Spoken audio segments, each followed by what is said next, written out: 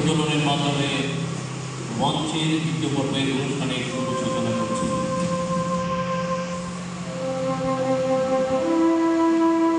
আমাদের মধ্যে উপস্থিত রয়েছেন ডক্টর শ্রী সুশীল ভট্টাচার্য মহাশয়, শ্রী রজত মোহন রায় মহাশয়, শ্রী প্রসাদ বন্দ্যোপাধ্যায় মহাশয়, শ্রীমতী সোনালিকাজি মহাশয়া, শ্রীমতী কীর্তি মহন্ত, শ্রী রামরঞ্জন ঘোষাল মহাশয়।